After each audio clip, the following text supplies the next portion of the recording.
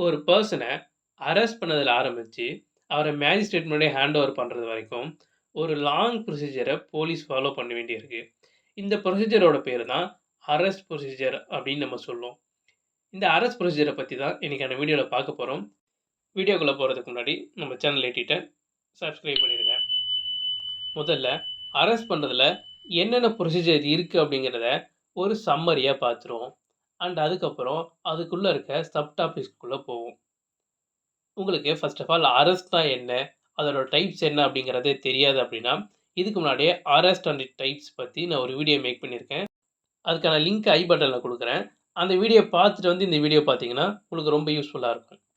முதல்ல ஒரு police officer arrest அப்படிங்கிறத மேக் பண்ண போறாரு அப்படின்னா, அவரு யூனிஃபார்ம்ல போணும். அந்த யூனிஃபார்ம்ல அவரோட நேம் பேட்ஜ் அப்படிங்கிறது இருக்கணும். ஏன்னா, ஒரு போலீஸ் ஆஃபீசர் இவர தான் வந்து நம்மள அரெஸ்ட் பண்றாரு அப்படிங்கிறது, அந்த அரெஸ்டிக்கு வந்து தெரியணும். அப்படின்றதுக்காக இந்த ரூல வந்து வச்சிருக்காங்க. 2வது ரொம்ப முக்கியமா தெரிஞ்சுக்க வேண்டிய விஷயம் என்னன்னா, அரெஸ்ட் ஹவ் மேட் அப்படின்னா, அரெஸ்ட் அப்படின்னாலே அந்த அரெஸ்டீ அதாவது அரெஸ்ட் பண்ண போற பெர்சன் இருக்கார்ல, அவரோட பாடிய டச் பண்ணி, அதாச்சும் இப்போ ஒருத்தர் கைய புடிக்கிறோம் அப்படின்னு வச்சுக்கங்களேன், இதுதான் அரெஸ்ட். அப்படி இல்லன்னா, அவர கன்ஃபைன் பண்ணணும். அதாவது அவர ஒரு இடத்துல அடைக்கணும். இதுக்கு பேர் தான் அரெஸ்ட். இந்த 2 இடத்துல தான் வந்து ஒரு அரெஸ்ட் அப்படிங்கிறத பண்ணணும் அப்படின்னு சொல்றாங்க. இதுக்கு ஒரு எக்செப்ஷனும் இருக்கு. என்னன்னா, அத அரெஸ்ட் பண்ண போற பெர்சனே வந்து அவரே சரண்டர் ஆகறதுக்கு ரெடியா இருக்காரு. அத ஓவராலா வந்து சொல்றாரு. நான் வந்து சரண்டர் ஆயிடுறேன் சார் அப்படின்னு சொல்றாரு அப்படின்னா, அந்த டைம்ல அத டச் பண்ணி அந்த அரெஸ்ட்ட வந்து எக்ஸிக்யூட் பண்ணணும் அப்படிங்கிறது மேண்டேட்டரி கிடையாது. இந்த டச் அண்ட் கன்ஃபைன் அப்படிங்கிறது ஜெனரலான அரெஸ்ட் ப்ரொசீஜர்.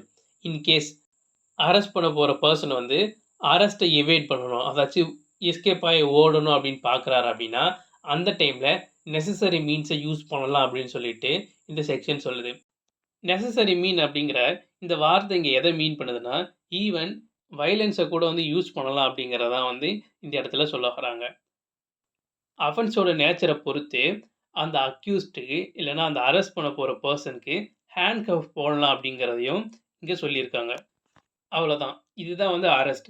அரெஸ்ட் பண்ணியாச்சு. இதுக்கப்புறம் என்ன பண்ணணும்னா, ஒரு அரெஸ்ட் மெமோ வந்து ரெடி பண்ணணும். அந்த மெமோல அந்த அரெஸ்ட் பண்ண இடத்துல இருக்க ஒரு விட்னஸ் வந்து சைன் பண்ணணும். மோஸ்ட் ப்ராபப்ளி அது வந்து ஒரு ஃபேமிலி மெம்பரா இருக்கணும். அப்படி இல்லன்னா, அரெஸ்ட் பண்ண இடத்துல இருக்க ஒரு பெர்சனா வந்து இருக்கணும். இதுக்கு கவுண்டர் சைனா வந்து இந்த அரெஸ்டி யார வந்து அரெஸ்ட் பண்ணாங்களோ, அவங்க வந்து ஒரு சைன் பண்ணணும் அப்படிங்கிறதையும் சொல்லியிருக்காங்க. இந்த அரெஸ்ட் மெமோ ரெடி பண்ணதுக்கப்புறம், இந்த விட்னஸா சைன் பண்ண ஒரு ஃபேமிலி மெம்பரா இருந்தா ஓகே. அவருக்கே தெரியும். நம்ம ஃபேமிலி மெம்பர் ஒருத்தர வந்து போலீஸ் அரெஸ்ட் பண்ணிட்டாங்கன்னு. இன் கேஸ் அவரு ஃபேமிலி மெம்பரா இல்லன்னா, அவரோட ஃபேமிலி இல்ல ரிலேட்டிவ், ஃபிரெண்ட்ஸ்க்கு வந்து இன்ஃபார்ம் பண்ணணும். இப்படி ஒரு பர்ட்டிகுலர் பெர்சன நாங்க வந்து அரெஸ்ட் பண்ணியிருக்கோம் அப்படிங்கிறது. இது எதுக்குன்னா, அவருக்கு பெயில் எடுக்கிறதுக்கோ, இல்ல அவருக்கான அட்வொகேட் வந்து அப்பாயிண்ட் பண்றதுக்கான நெசசரி மீன்ஸ் வந்து அவங்க எடுக்கணும். அதுக்காக தான் வந்து இந்த ஸ்டெப்ப வந்து இங்க சொல்லியிருக்காங்க. இந்த இன்ஃபர்மேஷன குடுத்ததுக்கப்புறம், ஏதாவது எக்ஸாமினேஷன் எடுக்கணும் அப்டின்னா, அந்த எக்ஸாமினேஷன்ஸ் கண்டக்ட் பண்ணுவாங்க. இந்த எக்ஸாமினேஷன்ஸ பத்தி இதுக்கு அடுத்து வர ஸ்லைட்ஸ்ல வந்து இன் டீட்டெயிலா பார்ப்போம். இந்த எக்ஸாமினேஷன்லாம் முடிஞ்சதுக்கப்புறம், அந்த அரெஸ்ட் பண்ண பெர்சன எடுத்துட்டு போயிட்டு, மேஜிஸ்ட்ரேட் முன்னாடி வந்து ஹேண்ட் ஓவர் பண்ணணும். இதுதான் வந்து ஃபைனல் ஸ்டேஜ். ஒரு அரெஸ்ட்டுக்கான ஜென்ரலான ப்ரொசீஜர் என்ன அப்படிங்கிறத இப்போ பார்த்துட்டோம். இத தாண்டி சில காம்ப்ளக்ஸ் சிச்சுவேஷன்ஸ்லாம் வரும்ல. ஜென்ரலா இப்போ நீங்க ஒரு பெர்சன அரெஸ்ட் பண்ண போறீங்க அப்படின்னா, அவர் வந்து கைய நீட்டி வந்து இந்தாங்க அரெஸ்ட் பண்ணிக்கங்க அப்படின்னு எப்பவும் சொல்ல போறது கிடையாது. ஸோ, அவரு ஓடி ஒளியணும்னு நினைப்பாரு. ஸோ, அந்த டைம்லலாம் வந்து ஒரு பிளேஸுக்கு போயிட்டு சர்ச் பண்ண வேண்டியது இருக்கும். இதெல்லாம் எப்படி பண்ணணும்? இதுல வந்து என்னென்ன கண்டிஷன்ஸ ஃபாலோ பண்ணணும் அப்படின்றதெல்லாம் இருக்குல்ல. ஸோ, அத பத்தி தான் இப்போ பார்க்க போறோம். சர்ச் அண்ட் அரெஸ்ட் அப்படிங்கிற டாபிக் தான் இப்போ நம்ம பார்க்க போறோம். ஒரு போலீஸ் ஆஃபீசர் அரெஸ்ட் வாரண்ட் வச்சுக்கிட்டோ, இல்ல அவரோட பவர் அண்டர் செக்ஷன் 35 யூஸ் பண்ணியோ, ஒரு பெர்சன அரெஸ்ட் பண்ண வராரு அப்டின்னா, எந்த பிளேஸ்ல அவர் வந்து அந்த அரெஸ்ட்ட கண்டக்ட் பண்ணணும்னு நெனைக்கிறாரோ, இப்ப என் வீட்டுக்குள்ள வந்து ஒரு பெர்சன் வந்து ஒளிஞ்சிட்டு இருக்காரு அப்டின்னு அவருக்கு தோணுது. ஸோ என் வீட்டுக்குள்ள வராருன்னா, நான் வந்து என் வீட்டுக்குள்ள அவர் வந்து அந்த பெர்சன அரெஸ்ட் பண்ணிட்டு போறதுக்கு வந்து நான் விடணும். இன்கேஸ் நான் விடல, நான் வீட்ட பூட்டிட்டேன் அப்டின்னா, அந்த வீட்டோட டோர அதாவது லாக் ஓப்பன் அப்டின்னு சொல்லுவாங்க. பூட்ட உடைச்சு டோர தெறந்து உள்ள வந்து அவர தூக்கிட்டு போறதுக்கும், அவர அரெஸ்ட் பண்ணிட்டு போறதுக்கும் கூட அந்த போலீஸ் ஆஃபீசருக்கு பவர் இருக்கு. இது ஒரு பெர்சன நீங்க அரெஸ்ட் பண்ண போறீங்க. அவரு எங்கேயாவது ஒளிஞ்சுக்கிட்டாருன்னா, அந்த இடத்த சர்ச் பண்றது. இப்போ ஈவன் அந்த பெர்சனே கூட நீங்க வந்து சர்ச் பண்ணலாம். ஏன்னா, ஒருத்தர் இருக்காருன்னா, அவர் வந்து கையில வந்து கத்தி வச்சிருக்கலாம், கன் வச்சிருக்கலாம். ஸோ, அவர சர்ச் பண்ணி அவர்கிட்ட ஏதாவது வெப்பன்ஸ் இருந்துச்சுன்னா, அத வந்து ரெக்கவர் பண்ணணும். இல்ல அத வந்து கலெக்ட் பண்ணணும். ஸோ, இதெல்லாம் வந்து பண்ணணுன்றதுக்காக, அவர வந்து சர்ச் பண்ணுவாங்க.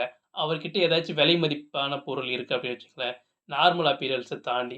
இப்போ வந்து அவரோட ஸ்பெக்ஸ் இருக்குன்னா, அது நார்மல் அப்பியரன்ஸ். இத தாண்டி அவர் வந்து விலை மதிப்பான வந்து டைமண்ட் ரிங்கு, செயின் இதெல்லாம் போட்டிருக்காருன்னா, அதெல்லாம் கலெக்ட் பண்ணி, அதுக்கு வந்து ஒரு ரிசிப்ட் வந்து ரெடி பண்ணணும்.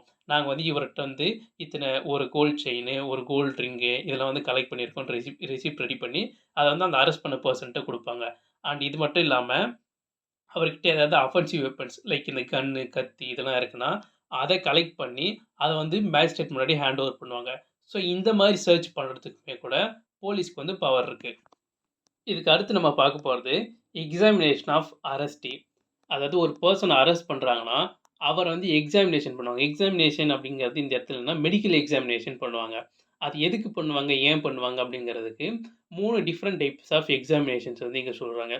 முதல் வந்து ஒரு எக்ஸாமினேஷன் வந்து அந்த இன்வெஸ்டிகேஷன் ஆஃபீசருக்கு தோணுது. என்னன்னா, இந்த இவர இப்போ வந்து எக்ஸாமின் பண்ணா நமக்கு வந்து ஒரு எவிடன்ஸ் கிடைக்கும். இவர் வந்து இந்த தப்பு பண்ணியிருக்காருன்னு ப்ரூவ் பண்றதுக்கு அப்படின்னா, அந்த டைம்ல எக்ஸாமின் பண்ணுவாங்க. இதுக்கு ஒரு சிம்பிள் எக்ஸாம்பிள் என்னன்னா, ட்ரங்க் அண்ட் டிரைவ் பண்ணாங்கன்னா, அந்த பெர்சன வந்து ஹராஸ் பண்ணி கூட்டிட்டு போயிட்டு என்ன பண்ணுவாங்கன்னா, ஒரு டெஸ்ட் எடுப்பாங்க. பிளட் டெஸ்ட் எடுப்பாங்க. இது மோஸ்ட்லி எப்ப பண்ணுவாங்கன்னா, ஒருத்தர் வந்து குடிச்சிட்டு வண்டி ஓட்டிட்டு வந்து ஒருத்தர ஆக்சிடென்ட் பண்ணிட்டாரு. அதுல ஒருத்தர் இறந்துட்டாரு அப்டின்னா, இந்த டைம்ல அவரு குடிச்சிட்டு வண்டி ஓட்டுனதுனால தான் இந்த ஆக்சிடென்ட் நடந்துச்சுன்னு ப்ரூவ் பண்ணணும்னா, என்ன பண்ணணும், அவருக்கு வந்து அந்த டெஸ்ட் எடுக்கணும். ஒருத்தர் குடிச்சிருக்காரு அப்டிங்கிறது டெஸ்ட்ட உடனே எடுத்தா தான் தெரியும். ஒரு 24 ஹவர்ஸ் கழிச்சு எடுத்தா தெரிய போறதில்ல. ஸோ, இதனால உடனே வந்து அந்த டெஸ்ட்ட கண்டக்ட் பண்ணுவாங்க. இதுதான் examination type 1. Second type of examination என்னன்னா, ஒரு ரேப் கேஸ் இருக்குன்னா, அந்த ரேப் கேஸ்ல ஒருத்தர் அக்யூஸ்டா சஸ்பெக்ட் பண்ணி, அவர அரெஸ்ட் பண்றாங்கன்னா, அவர டிஎன்ஏ ப்ரொஃபைலிங்க்காக சாம்பிள்ஸ்லாம் கலெக்ட் பண்ணுவாங்க. அதுக்கான எக்ஸாமினேஷன் வந்து செகண்ட் டைப் ஆஃப் எக்ஸாமினேஷன். இந்த second type of examination mostly வந்து கவர்ன்மென்ட் ஹாஸ்பிட்டல்ல இருக்க ஒரு டாக்டர் தான் பண்ணணும். அப்படி அந்த கவர்ன்மென்ட் டாக்டர்ஸ் வந்து அவைலபிளா இல்ல அப்படின்னா மட்டும் தான், பிரைவேட்ல இருக்க ரிஜிஸ்டர்ட் மெடிக்கல் பிராக்டிஷனர வந்து அந்த இன்வெஸ்டிகேஷன் ஆஃபீஸர வந்து அப்ரோச் பண்ணலாம். இதுவரைக்கும் நான் சொன்ன 2 டைப் ஆஃப் எக்ஸாமினேஷனும் ஒரு பர்ட்டிகுலர் கேஸஸ்க்கு தான் சூட்டபிள் ஆகும். ஒரு ட்ரங்க் அண்ட் டிரைவ்னா, அதில எவிடன்ஸ்க்காக பண்ணலாம். இந்த மாரி ஏதாவது தேவைப்படும்போது பண்ணலாம். இல்லன்னா வந்து ஒரு ரேப் கேஸ்க்கு வந்து டிஎன்ஏ ப்ரொஃபைலிங்க்காக வந்து சாம்பிள் எடுக்கிறதுக்கு ஒரு எக்ஸாமினேஷன் பண்ணுவாங்க. ஸோ இது வந்து ஒரு பர்ட்டிகுலர் கேஸஸ்க்கு தான் சூட்டபிள் ஆகும். இத தவிர்த்து எல்லா கேஸஸ்லயும் ஒரு போலீஸ் வந்து ஒருத்தர வந்து அரெஸ்ட் பண்றாங்கன்னா, அவர வந்து ஒரு மெடிக்கல் எக்ஸாமினேஷன்க்கு கூட்டிட்டு போணும். இது வந்து ஒரு மெடிக்கல் ஆஃபிசர் தான் பண்ணுவாரு. அந்த மெடிக்கல் ஆஃபிசர் என்ன பண்ணுவாருன்னா, அந்த அக்யூஸ்ட் இல்ல அரெஸ்டி மேல ஏதாவது இன்ஜுரி இருக்கா? இல்ல மார்க் ஆஃப் வயலன்ஸ் ஏதாச்சு அடிதடி பண்ணதுக்கான தடயங்கள் இருக்கா? அப்படிங்கிறத நோட் பண்ணுவாரு. அதெல்லாம் வந்து நோட் பண்ணி அத எடுத்துப்பாரு. அண்ட் அது மட்டும் இல்லாம அந்த இன்ஜுரி இருக்குன்னா, அது எவ்வளோ நாளுக்கு முன்னாடி நடந்திருக்கும்? இப்போ வந்து இன்னைக்கு நடந்த அடிதடியில வந்து ஏற்பட்டிருக்குமா? இல்ல முன்னாடி ஏற்பட்டிருக்குமா? அப்படிங்கிறத அவர் வந்து நோட் பண்ணணும். இதுதான் வந்து 3 டைப் ஆஃப் எக்ஸாமினேஷன்.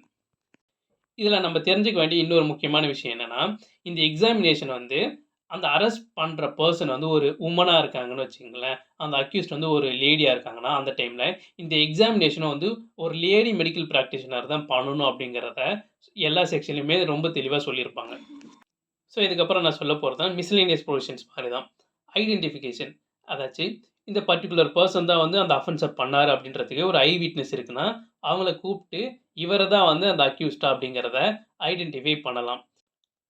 ஒரு ஸ்டேஷன் ஹவுஸ் ஆஃபீசர் வந்து அவரே டைரக்ட்டா வந்து அரெஸ்ட்ட கண்டக்ட் பண்ணாம, அவரோட சப்பார்டினேட்ஸ அனுப்பி வச்சு, அவங்க மூலமா அரெஸ்ட்ட பண்றாரு அப்படின்னா, அந்த டைம்ல அதுக்கான ஒரு ஆர்டர வந்து அவர் இஷ்யூ பண்ணணும். அந்த ஆர்டர் அப்படிங்கிறது ரைட்டிங்ல இருக்கணும்.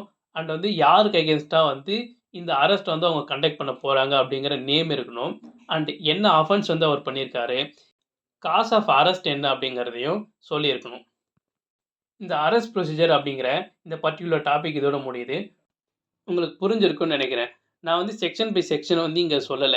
பட் இருந்தாலும் அரெஸ்ட் ப்ரொசீஜர் என்ன அப்படிங்கிறது செக்ஷன் 35ல ஆரம்பிச்சு செக்ஷன் 62 வரைக்கும் படிச்சுட்டு, அதுக்குள்ள இருக்கிறத நான் சம்மரைஸ் பண்ணி ரொம்ப தெளிவா குடுத்துருக்கேன். ஸோ, நீங்க ஒன்ஸ் இந்த வீடியோ பார்த்துட்டு, அதுக்கப்புறம் போயிட்டு செக்ஷன் 35லேருந்து 62 வரைக்கும் படிச்சீங்கன்னா, அப்போ வந்து உங்களுக்கு ஈஸியா புரிஞ்சிரும்.